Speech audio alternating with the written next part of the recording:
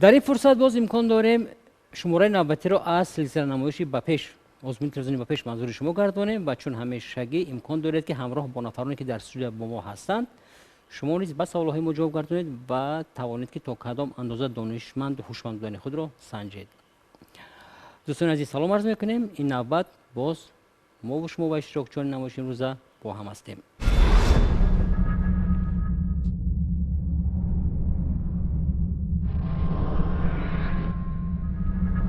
قاعده های نمایش امروزه ما نیست چون دیگر نمایش های پیشین به تغییر باقی خواهند ماند. یعنی در هر نمایش ما 4 نفر رو دعوت میکنیم و 4 نفر زینه به زینه دوره به دوره به سوال‌های ما جواب میگردونند تا آن زمانی که شاید نفری به دوره غالبیت رسد و چون همیشگی نفری که به سوال نهایی ما جواب درست گردانید امکان دارد که در یکی از کورس‌های آموزشی مرکز تعلیمی قلم تعلیم گیرد و در مرکز تعلیمی قلم هم کورس‌های زبان آموزی و هم کورس‌های فن‌های گوناگون تعلیمی موجودند که یکی از نفرانی که به غالبیت مشرف می‌شود امکان دارد که رایگان در این مرکز تعلیم گیرد.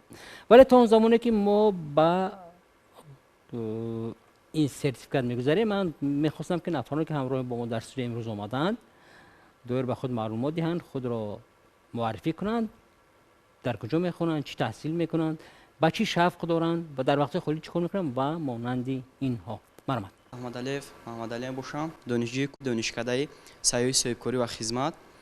عین حال در فاکولته اقتصادیات جهان تحصیل می‌کنم. شغلی دوست داشته من با فعالیت صاحبکاری مشغول شدن میباشد و در وقت‌های خالگی با این فعالیت مشغول میشم.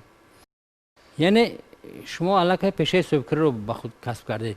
بله درست است. خوب ما امید می‌کنیم که شما یک صاحبکار موفق هم شوید و خوب می‌بینیم که شاید در نمایش ما هم دوره با این سوال شما سوال باشه یا نه ما بعدتر می‌بینیم و می‌گذاریم به شما. مرحبا. من امان‌الله و سفینه خواننده صنف 11 مؤسسه تحصیلات میانه عمومی رقم 11 شهری باختر میباشم. شما را چی به نمایش ما بر سفینه؟ من برای آن آمدم که دانش خود را صیقل دهم و سنجم. با چی شوق دارید؟ من بیشتر به کتاب خواندن شوق و رغبت زیادی دارم. چی کتاب می‌خوانید؟ کتاب‌های بدیعی و ادبیات تاجیک. چی کتاب دوست داشته دارید؟ کتاب دوست داشته هایم کتاب‌های صددین عیمی باشه. ما باز به سفینه برمیگردیم. مرحبا شما. سلام سلام و درود به پایان خود را به کارمندان تلویزیون بهارستان میرسونم. من فرخ روز خانه است مؤسسه تحصیلات میانه عمومی رقم 13 نوحه عینی میباشم. خب شما با چی شوق دارید؟ من به شاخمال بازی و ششک بازی شوق بیشتر. با شاخمال. بسیار خوب. مرحبا شما. سلام و درودی خود را به تمام کارمندان شبکه کودکان نورسان بهارستان و تمام تماشابینان میرسونم. کمینه بابی صفی‌الله خواننده صنف 11 گیمنازیای خوانندگان لایق‌قدرمند با نام ابوالفضل بالمی در شهر وحدت میباشم.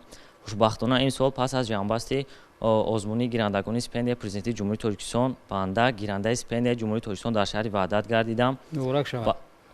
با شب‌های با فن‌های جمعیتی گومانیتری شوق و رغبتی به اندازه دارم. اینچنین آموختن زبان‌های خارجی به من نیز خیلی پسند است. با زبان‌های روسی و انگلیسی آزادانه سخن کرده می‌توانم. در وقت‌های خالگی با خواندن کتاب‌های بدیعی مشغول می‌شوم و کتاب بدیعی دوست داشتنی من صبح جوانی مای نویسنده زبردست تاجیک ساتیم اولوزاده میباشد. با نمایشی به پیش برای آن آمدم که دانش و مهارت خود را سنجیده صیقل دهم. خب محمد علی سفینه فرخروز و سفی‌الله امروز همراه ما و شما هستند و امروز جغرافیای نمایش ما وسیع‌تر است، یعنی از شهرهای وحدت، دوشنبه باختر و از ناحیه عینی اشتراکشون اومدن. من باور دارم که شما در رفت نمایش هوشیاری و حاضر جوابی خوب نشون میدید. اصلا سوال‌های ما دشوار نیستن، عموما دشوار نیستن، فقط تنها اندکی برای شما لازم میاد که به هر سوال توجه کنید و جواب گردانید. در قسمت اول ما با شما سوال پیشنهاد می‌کنیم که 4 واریانت دارد. من باز تکرار میکنم 4 واریانت جواب ما 4 رنگ است. یعنی واریانت یکم رنگی کبود می شود، واریانت دوم رنگی سبز، سوم رنگی زرد و چهارم رنگی سرخ. پس از اینکه من 4 واریانت رو پای هم گفتم، پس شما باید همین رو به حساب گیرید و رفته به خانه در کاری استید. یعنی اندکی از شما هوشیاری رو طلب میکند. در این قسمت همزمان با شما 10 ثانیه وقت میدیم، یعنی 10 ثانیه فکر میکنید و پس از 10 ثانیه رفته به خانه در کاری می استید. یعنی ما در این مورد هوشیاری و زیرکی شما میسنجیم که شما آیا رنگ و سوال رو با خاطر گرفتید یا نه؟ چون شما الکی نفرانی هستید که گفتید که بزنهای خوب رسیدید و خوب تعلیم گرفتید.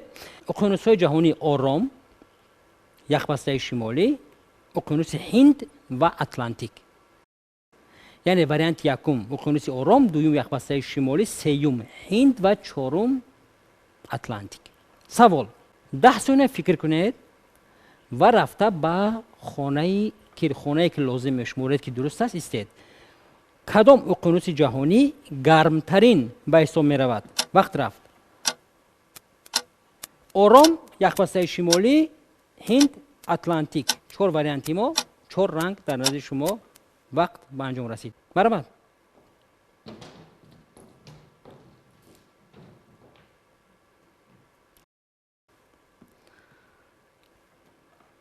چرا رنگی زرد سفینه؟ برای آنکه اقیانوس هند یکی از وای اقلیمش یعنی جای گرم باشد و از همین سبب فکر من که این جواب یعنی هند می باشد. اقیانوس هند، اقیانوس آرام منطقه گرمی ندارد. کلانترین اقیانوس است. دارد. بله. اتلانتیک چی؟ اتلانتیک نه. اتلانتیک یکی از جایهای خنک‌ترین اقلیمی زمین می باشد. مرحبا، جواب درست. واریانت درست است. مرحمت به جای خود میگردیم. در صورتی به سوال نوبتی هر 4 نفر شما جواب درست گردانیدن، من شما را میتوانم که به دوری دوم دعوت کنم و توجه کنید. من 4 سال را نمبر میکنم. سال 1991 رنگ کبود می شود. با قیمت خودتان فکر کنید. سال 1992، 1993 و 1994. در همین 4 سال در حیات تاجیکستان 4 واقعا هم خاطرمان گذشتگی است. 91، 92، 93، 94. سوال چنین است: اولین مرتبه در تاجیکستان کدام سال انتخابات پرزیدنت دایر شد؟ 1991، 92، 93 و 94. وقت رفت. 10 ثانیه وقت امکان دارید فکر کنید و سپس رفته ایستید. 91، 92، 93، 94. خوب، وقت به انجام رسید. باز هر 4 در یک زینه راه گرفتید. فرخروز؟ با فکر من اولین انتخابات پرزیدنت در تاجیکستان سال 1991 برگزار گردیده است. 94 نه؟ نه. 91. ба ақидаи ман бори аввал ба таври раҳпурсӣ раҳмон набиев дуввумин президенти ҷумҳурии тоҷикистон мебошад ки дар соли 1991 ба тарзи раҳпурсии умумихалқӣ интихоб карда шудааст. من جواب شما رو قبول کردم. من گفتم که همین 4 سال 4 واقعه تاریخی است. گفتم میتونید کدام واقعه شد در تاجیکستان. این اختیاری است. این از سوال بیرون. дар соли 1916 иҷлосияи тарихи 16 шӯрои олии ҷумҳурии тоҷикистон баргузор гардид ки این یک واقعه باز واقعه دیگر است. در این سال تاجیکستان عضو سازمان ملل متحد گردید. سال 93 چی؟ соли 93 در سال 93 дар соли 93 ارتش ملی جمهوری تاجیکستان تأسیس یافت. дар соли 1994 шашуми ноябр ҳам президент ва ҳам конститутсияи нав қабул гардид. مرحبا، جواب درست. بسیار خوب. و من خواهش میکنم هر 4 نفر شما یک قدمی به پیش گذارید. مرحبا. واقعا در زینه اول هر 4 نفر معلوم است که خوب میدونه سوال ها رو، چون سوال ها خیلی آسان هم بودن. این سوال ها سفرها چه کس بر انتخاب کردن هستید شما در آینده؟ дар оянда мехоҳам ки таҳсили худро дар мамлакатҳои хориҷа идома диҳам. пеш аз ҳама از کدام رویه؟ равияи ҷамъиятии умумтарӣ ҳамчун сиёсатмадор. بسیار خوب. ما با هر 4 نفر شما برار میخواهیم و میگذاریم به سوال های قسمت دوم نمایش. خوب، در این زینه من کوتاه یادداشت میشم. با شما 20 ثانیه وقت میدیم. من بدل سوال با شما: فشار آدم رو میدونید؟ فشار آدم بلند میشود، پست میشود؟ میدونید این چیز را؟ سوال: فشار خون آدم را با چی چین میکنن؟ 20 ثانیه وقت. یا اسبابی است که فشار خون آدم را با آن چین میکنن. چی نام داشته باشد؟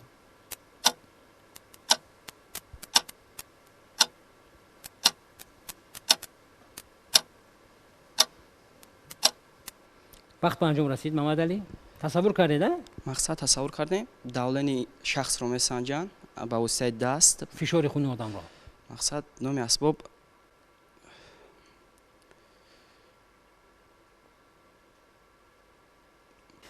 جواب شما محمد علی ҳароратсанҷ. خوب من قبول کردم کی میگه از 3 نفر شما فشار خونی آدم را با چی چین میکنن سفینه شما دکتر میشوید یگان بار فشار خون آدم چین کردید نه نکردید نسنجیدم. فشار خونی آدم را با تنومتر چین میکنن این اسباب نام دارد تنومتر. خوب میگذاریم ما با سفینه وقت رو زیاد نمیگیریم با سفینه. سوال با شما درباره جغرافی زمین معلومات دارید نیمکره جنوبی غربی مثلا شمالی شرق. بله سوال چنین است سوال دشوار نیست در استرالیا در کدام ماه بهار آغاز می‌یابد بسیار وقت در استرالیا در کدام ماه بهار آغاز می‌یابد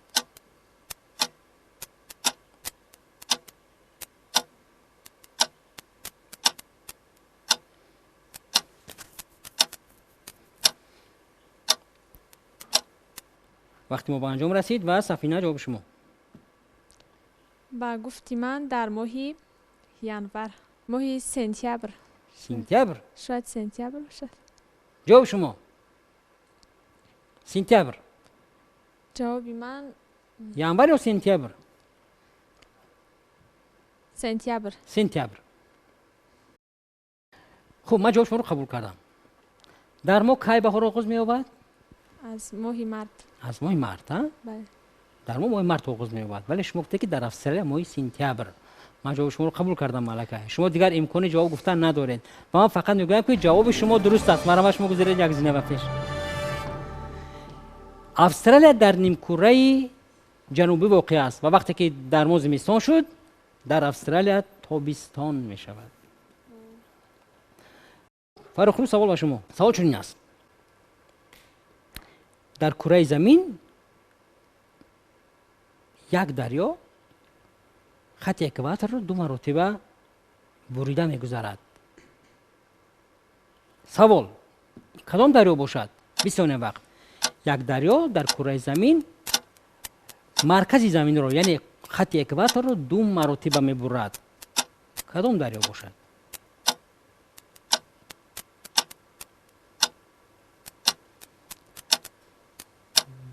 وقتی ما به انجام رسید و جواب فرخروز مرمت دریا کنگو می باشد که در قطعه آفریقا جوړ شده است.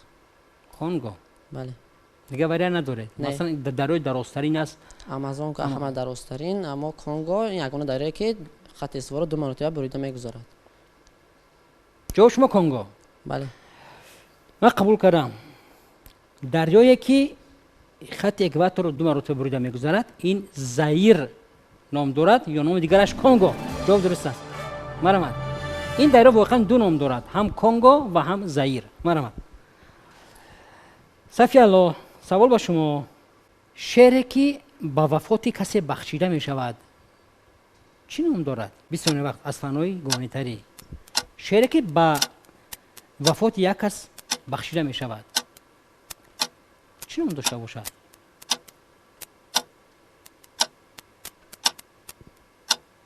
این از فن ادبیات است.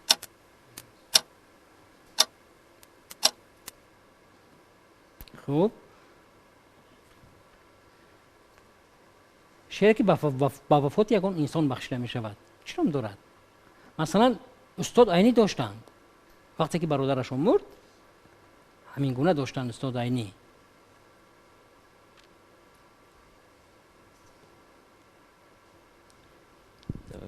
با این سوال تخمینا جواب میدیم وقتی من مارسیا نامه مارسیا مارسیا نامه برای جواب شما تخمین تخمین و تخمین شما درست است. مرحبا شما رو من دعوت میکنم با قسمت سوم نمایش و محمد علی سوال با شما. سوال از فنهای نسبتاً دقیق است. بسیار وقت فکر بگویید در 1 مگابایت چند کیلوبایت موجود است. بسیار وقت سوال از فن اینفرماتیکا 1024 бошад ё 1000 бит. چند؟ 1000 24. جواب درست است. مرحبا. سفینه عین زمان اگر شما به سوال نوبتی ما جواب درست گردانید پس شما امکان دارید که از همه پیشتر به قسمت دیگر گذارید. در این قسمت سوال های ما وریانت دارند. یعنی من به شما یگان سوال پیشنهاد میکنم، شما باید که وریانت درست آن را گردانید. ولی سوال ها نسبتا دشوارتر هم هستند، این رو به حساب گیرید. نام 4 بحر را نامبر میکنم: سیاه، سرخ، زرد، کبود. 4 رنگ است. سیاه، سرخ، زرد، کبود. سوال: 30 ثانیه فکر کنید و گویید کدام بحر وجود ندارد؟ سیاه، سرخ، زرد یا کبود؟ وقت رفت. فکر کنید. بحر سیاه، بحر سرخ، بحر زرد و بحر کبود. من به این سوال جواب پورا دارم و گفتی من بحر زرد وجود ندارد. بحر زرد وجود ندارد. شما وقت استفاده نبردید. نه. شد من قطع کردم. سیاه، سرخ، زرد، کبود و شما گفتید که بحر زرد وجود ندارد. همین خیر؟ بله. ولی شما یکون گفتنی داره؟ در روی دنیا 4 تا بحرهای رنگ هستند که در این واریانت شما پیشنهاد کرده. رنگ کبود در بحر کبود نیست، سفید است. بحر زرد هست. بحر زرد هست. در کجا؟ این زرد در قطعه اوراسیا هستند، خب اما کبود نیست. ولی کبود وجود ندارد. نه. بسیار خوب. سفینه، من 4 رنگ گفتم: سیاه، سرخ، زرد، کبود. بحر سیاه در قطعه اوراسیا در قسمت دولت‌های روسیه، اوکراین، ترکیه این طرف موجود است. بحر سرخ یعنی در قسمت گرمتر کره زمین یگانه بحری است که بحر شور است و در آن بحر آدم غرق نمی شود. دویم رنگ. بحر سفید موجود است که در اقیانوس یخبسته شمالی موجود است و بحر زرد که شما گفتید در ساحل های کشور چین موجود است و من فرخروز رو از به پیش روان میکنم. مرحبا. سراسیمه شدید. 10 ثانیه هم فکر نکردید شما سفینه. و میگذاریم به صفی الله. صفی الله، من 4 دولت رو نامبر میکنم. 4 دولت. برزیلیا شنیدی هستید؟ کانادا شنیدید؟ میدونید در کجا هست؟ نیگریا میدونید در کجا هست؟ اوروگوای. سوال ما چنین است: در نشانی کدام از این دولت ها اسب تصویر نشده است؟ 30 ثانیه وقت. برزیلیا، کانادا، نیگریا، اوروگوای. یعنی در یک از همین 4 نشانی 4 دولت اسب نیست، در 3 دیگر اسب هست. برزیلیا، کانادا، نیگریا، اوروگوای.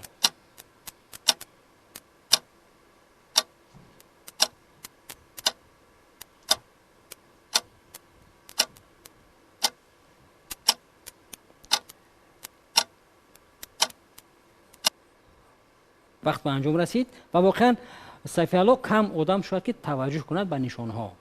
من این رو خوب میدونم. شاید به پرچم ها توجه بیشتر باشد ولی به نشان ها توجه کمتر است. ولی ما سوال از نشان ها گرفتیم.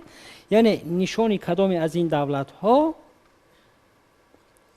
اسب ندارد؟ برزیلیا، کانادا، نیگریا، اوروگوای. جواب شما؟ با عقیده من نشانی برزیلیا اسب ندارد. ندارد. تخمین. خوب. جواب شما برزیلیا. بله. دیگرها وریانت ندارید غیر از فرخروز. ما جواب شما رو قبول کردم. من وریانت دارم. مرحمت. یا اوروگوای باشد یا نیگریا. نیکو یا نمیشود. نیگریا. نیگریا. خوب. جواب شما رو قبول کردم. در صورت جواب یکی از شما درست بودن،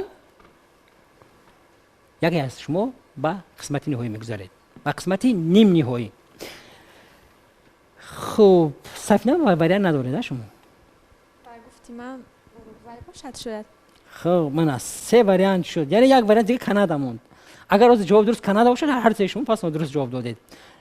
جواب در نشانی کشوری کانادا اسب موجود است. در نشانی کشوری اروگوئه اسب موجود است. در نشانی کشوری برزیلیا اسب نیست. برام ما شما را از پیش روان میکنم. خب سوال باز به محمد علی برمیگردد. در تاریخ جهان یک جنگ است با نام جنگ 100 ساله. شنیده هستید؟ میدونید برای کدام دولت است؟ جنگی که 1 سپتامبر آغاز شد و بعد از 100 سال 2 سپتامبر به اتمام رسید. خوب جنگ 100 این سوال راوگی بود. در تاریخ یک جنگ است، جنگ 100 ساله. من میگم بین کدام دولت ها؟ بین دولت های فرانسه و انگلیا. سوال 4 واریانت میگویم. جنگ 100 ساله چند سال دوام کرد؟ 96 116 100 112 30 ثانیه وقت.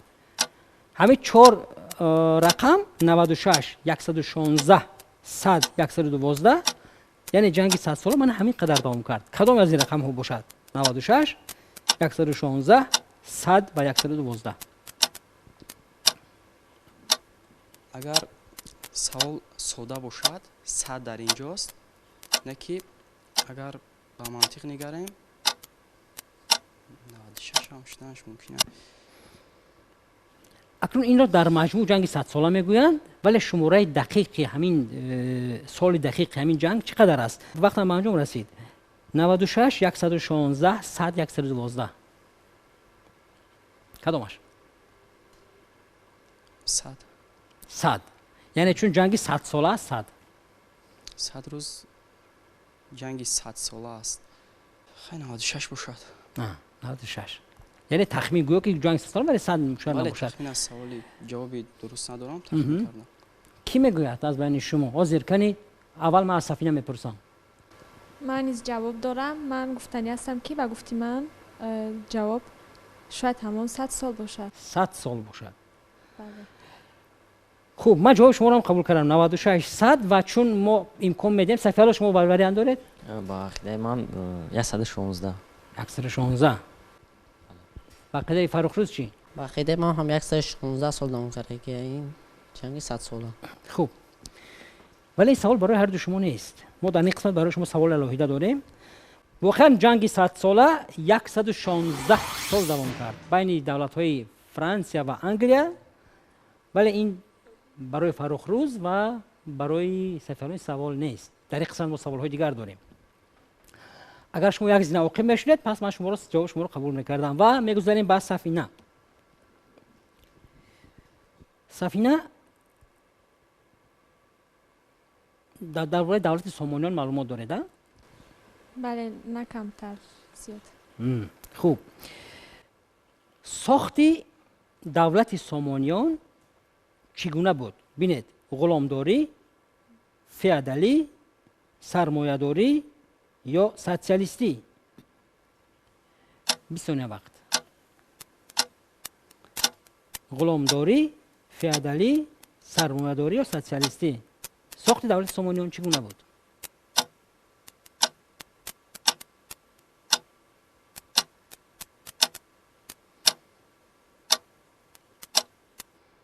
سفینه وقت به انجام رسید. مرحمت جواب شما. غلامداری، فئودالی، سرمایه‌داری و سوسیالیستی. جوابی من فئودالی باشد شاید. جواب شما؟ غلامداری. غلامداری یا فئودالی؟ غلامداری. غلامداری. دولت سامانیان انیق غلامداری دیگر نمیکنید ها؟ نه. دولت سامانیان دولت فئودالی بود. جواب اولی شما درست بود. و در قسمت چهارم ما به شما هم به فرخروز و هم به صفی الله وقت میدیم 40 ثانیه و در 40 ثانیه شما باید که جواب درست را فکر کرده یابید. سوال به فرخروز. درباره عالم جانوران پرندگان اون حیوانات معلومات زیاد داره شما میدونید درباره پرندگانی مقیمی موسمی میدونید ها ولی موسمش باشد در موسم‌های هم گرمی میآیند و در خنک به طرف‌های جنوب میروند. سوال جواب درست ولی این جواب نیست من فقط شما رو پرسیدم سوال 40 ثانیه فکر کنید و گویید معلوم است که پرندگان موسمی کوچ میبندند آیا درندگان نیز کوچ میبندند 40 ثانیه وقت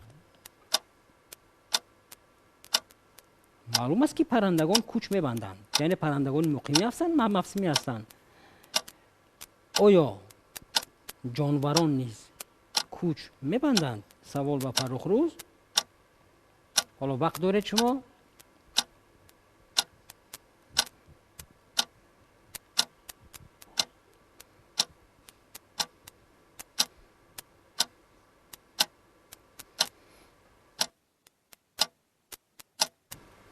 پرنده ها کوچ میدن بله همین بعضی نمودی حیوانات درنده نیز کوچ میبندند خب. مثلا بعضی نمودی کوشاپرک ها و دیگر جاها کوچ میبندند کوشاپرک ها بله اینا دو درنده هستند یا پرنده اینها شیرخوران میباشند جواب شما بله کوچ میبندند ولی سوال من بود که آیا درندگان نیز کوچ میبندند خب مرحبا من جواب سفیالا رو میشنم مرحبا بله با عقیده شخصی من درندگان کوچ میبندند برای آنکه در صورت همین کم بودن غذا و نرسیدن غذا آنها میتوانند که کوچ با اون معنی است که از کشوری گرم به کشوری سرد به کشوری گرم خیلی مسافت دور میروند یا نه بله مثلا کدام نمودی ولی انیخ کدام نمودی جان درندگان با فکر شما با فکر من درندگان فیل ها باشد فیل ها یعنی شما میگوید که مثلا فیل آسیایی شاید که رود به افریقا ممکن است این کار نه خب درندگان گرگان یا لاشخوران خوب جواب شما است معلش و من جواب دو نفر دیگر از نیز میشنم برای و در دیگر گذاشتن اگر که سفینه و محمد علی بایداش فکر داشته باشم مرحبا کوچ میبندند پرندگان دیگر مثلا پرندگان کوچ نمیبندند نمیبندند خب تخمین است سفینه چی میگوید عقیده من سعی باشد و اگر با فکر من که یگان هستند که یگان درندگانی که یعنی خزندگانی که از نه فقط جای درندگان از جای یعنی جای گرمی یا در وقتی که فصل سال خنک شود خب هستند با گفتی من هست کدام نمود گفتم میتونه مثلا آهوها آهو گورخرها یعنی آهو امکان دارد که مثلا در تابستان از خود مناطق گرم به روسیه بیاید و باز از روسیه گشته رود من فرض کنیم به هندوستان ممکن است این چیز نه خب من جواب هر چهار شما رو قبول کردم چون من امکان به هر چهار شما دادم سوال چون این بود معلوم است که پرندگان موسمی کوچ میبندند یعنی فرض کنیم از کشور ما شاید به کشورهای افریقا و با دیگر کشورهای گرم به هندوستان و به دیگر جا روند شاید بعضی نمودها کوشاپرک چیکار میکند فرخ روز کوشاپرک این حیوان است که شبانه فعال است نه اون حرکتش چگونه است راه میرود میدود میخزد نه یگان حیوانی که شیرخوری و پرواز میکنه پس جوابی ما چنین است تنها کوشاپرک ها امکانی کوچ بستن دارند و من فرخ روز به یکی زنه بخش یعنی واقعا هم کوشاپرک ها کوچ میبندند از یک کشور و کشور دیگر در اینجا ما سوال گذاشتن رو به محمد علی به سفینه و به صفی الله خاتمی میبخشیم و تنها یک سوال داریم در قسمت خاتمی به فرخ روز اگر فرخ روز به سوال آخرین ما جواب درست گرداند پس امکان دارد که در یکی از کورس های مرکز آموزشی قلم تحصیل رو ادامه دهد ولی حالا تا این خیلی فرصت است و ما میگذاریم به یک سوال قسمت آخر در این قسمت به شما 1 دقیقه ما وقت میدهیم 1 دقیقه وقت میدهیم شما در 1 دقیقه باید فکر کنید و جواب درست گردانید سوال از تاریخ تاجیکستان است سوال چنین است در تاریخ 11 سپتامبر سال 1929 در تاجیکستان یک واقعه رخ داد در تاریخ 11 سپتامبر سال 1929 در تاجیکستان یک واقعه رخ داد و این چنین در همین روز یکی از اولین واقعه‌های فرهنگی نیز رخ داد. اینجا درباره چی می رود؟ یک دقیقه وقت. 11 سپتامبر سال 1929 یکی از واقعه‌های خیلی گویم رویداد خیلی جالب در روزگار تاجیکستان بود. حالا که تاجیکستان در حد داده شوروی بود، ولی در همین روز باز یک واقعه فرح بخشگر در حیات فرهنگی تاجیکستان، یعنی در صنعت و شاید که نمیدونم در مدنیت تاجیکستان یک واقعه دیگر وابسته به همین حالت رخ داد. اینجا سوال درباره چی می رود؟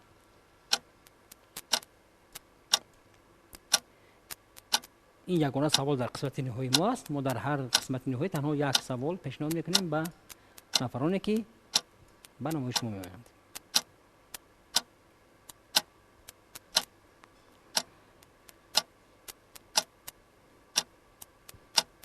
پنج، چهار، سه، دو، یک و وقت ما به انجام رسید و مرا جواب شما.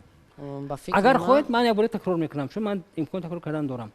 11 سپتامبر سال 1929 یکی از واقعه‌های اولی مراتب یک واقعه رخ داد در تاجیکستان و همچنین در همین روز یکی از واقعه‌های خیلی جالب فرهنگی رخ داد که این به همین واقعه اوله وابسته بود.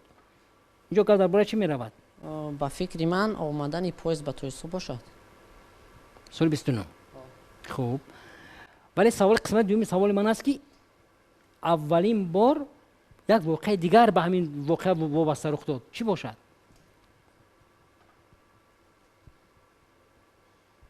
نیست؟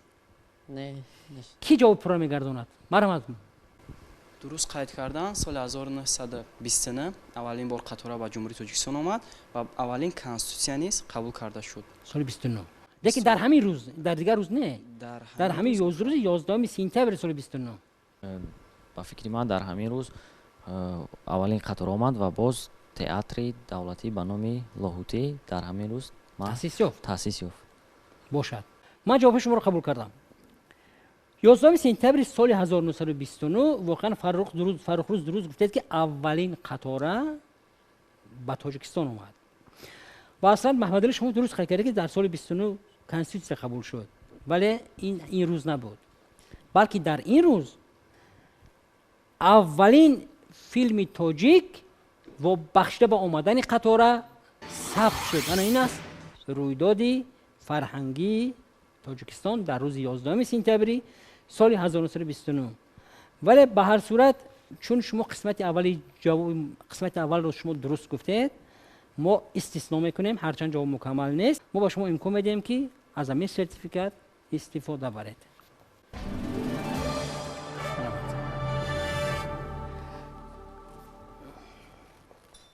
سوال‌های جالبی دارید و می‌خواهید آنها را به اشتراکچیان نمایشی پیشنهاد کنید. پس این امکانیت را از دست ندهید. سوال خود را با جواب درست و نشان دادن منبع از آن گرفتید به نشانی شهر دوشنبه، کوچه شیراز 31، تلویزیون بهارستان روان نمایید. نفران فعال حتما قدردانی می‌شوند.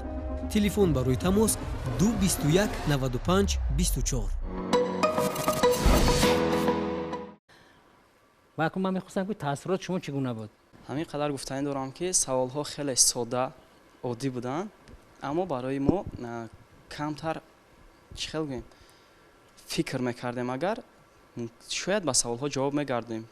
به سوال‌ها خیلی ساده بودن. ولی درست است اینجا اصلا میدونید اصلا کمتر قابلیتی درک کردن این مسئله پیش میآید. یعنی بعضا شما شاید که دیر به مفهوم وارد میشوید. سفینه مرحمت از خود شهر بختر اومدید ما خیلی خرسندیم که چی تاثیرات گرفتید؟ اولا از شما سپاسگزارم که این برنامه را برای ما نوجوانان و جوانان خیلی پیشکش نمودید.